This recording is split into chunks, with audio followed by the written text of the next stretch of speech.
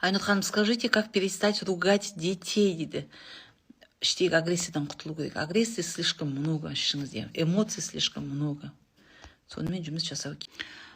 Агрессия өте көп. Агрессия баланы ұрсу, бала кездегі агрессия. Мысалы үшін мен кішкентай кезімде, бала кезімде, қараңыз, мен балаларымды қатты ұрғам. Примерно былай айтайыншы, Гүлмира ханым. Тегін консультация берейін қазір. Қараңыз, мен ұлымды да қызымды да өте көп ұрған адаммын, иә. Себебі менің ішімде өте көп кек, обида өте көп болған. Мен кішкентай кезімде, мен 70 жылға ағам болды, екеуміз төбелесетінбіз, мен таяқ жеп қалатынмын. Оны ұрғым келеді, ол мені итерді жереді, ұрғым келеді, итерді жереді. Шамам келмейді да. Бірдеңе жейін деп жатсам, аузымнан тартып қояды. Обидно, жылаймын. Міне осы одан қайтсем, ұрам, қайтсем, ішімде жиналады. В итоге осы агрессияның бәрін ұлым мен қызымды ұрғанда мен соны төктім, примерно. Сол сияқты бала кезіңізде қатты сізді раздражать еткен адам кім? Вот сол адамды кешіру керек. Агрессияның артында обида бар. Я обиделась, мені ренжітті көп. Керек. Айнұр ханым, ақын болып жүргенде де сүйіп тыңдайтын, қазір де сізді сүйіп тыңдаймын, рахмет. Күйеуім 200-ді қалай өзгертсем болады? Сыртта басқа, үйде басқа, дейді. Аймашқа ханым, сізге былай сұрақ қояйыншы. Осы 200-ділік сізде бар ма? Сіз өзіңізді қонақтар келгенде қалай ұстайсыз? Қонақтар жоқта қалай ұстайсыз? Басқа адамдардың алдында қалай ұстайсыз? Сол туралы айтып көріңізші маған. Менің күйеуім өліп қалады ма деп қорқам, не үшін олай екенін түсіндім. Енді қалай одан арыламын? Сабаққа қатысасыз ғой, перепрограммирование жасауды үйретемін деп айттым ғой. Үйретеміз? Самооценканы көтеру үшін әдемі болып жүру керек па, дейді. Самооценка әдемілікпен көтерілмейді. Мендегі болды 90-60-90 модель қыздар келді да. Жасым 30-ға келді, 32-ге келді, жігітіміз алмайды. Ана жігіт келеді, кетіп қалады. Жігіттер ақша сұрайды, пайдаланғысы келіп тұрады. Әп-әдемі түріне қарай бергім келетін сұлулар. Самооценка 0.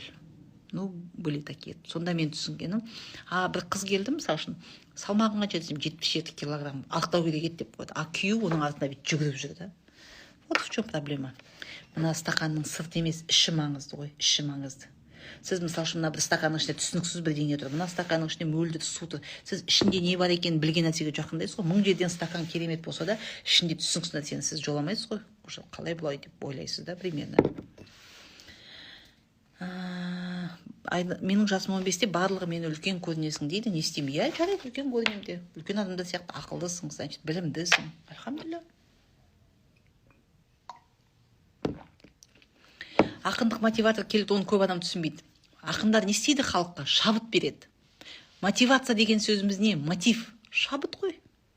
Мотивирует. Маған шабыт беруші. Вот, пожалуйста, оны түсінбейді да көп адам. Қараңғыда жалғыз қалғаннан қорқамын. Давайте поработаем. Қолымда ақша тұрмайды, қалай келеді, сол күні жоқ болады, не істесем болады.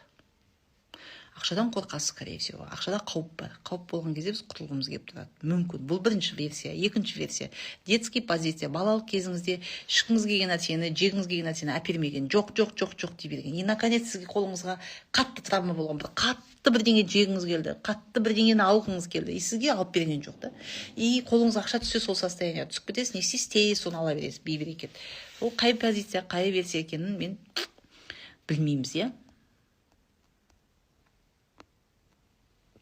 Балам ауырып қалама деп қорқамын, дейді. Қызымның қарым-қатынасын дұрыс болмай жүр қызыммен, не істесем болады? Қызыңызды марафонға қатыстырсаңыз жақсы болушы еді, өкінішке орай енді. Айнұр ханым, жолдасым маған суық. Сіз өзіңізге суықсыз. Өзіңізге махаббат бере алмайсыз. Өзіңізді қолдай алмайсыз, поддержка бере алмайсыз. Айнұр ханым, менде клаустрофобия, қалай құтылуға, спокойно құтылуға болады? Видите, маған запрос жіберсеңіздер.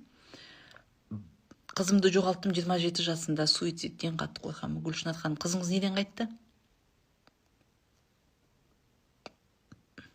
Панический атакадан қалай құтылуға болады дейді. Запрос жіберсеңіздерші, мен көрейікті. Миым көп нәрсені қабылдамайды, бәрін де қабылдайды. Миыңыз толып қалған ғой. Я тоже люблю вас слушать. Рахмет, Гүлмира ханым. Марафонға қатыстым, агрессияға қарсы күнде қағазға жазам. Алғыс жазсам пройдет, дейді. Берикова Гүлмира Гума. Менде мынандай жеке жұмыс жоқ болып тұр да, білейін, бір жеке жұмысқа алғым келеді, бір 20-30 қызды алып. Қараңызшы, алғыс хат, скорее всего, сізге қатты көмектеспейтін шығар.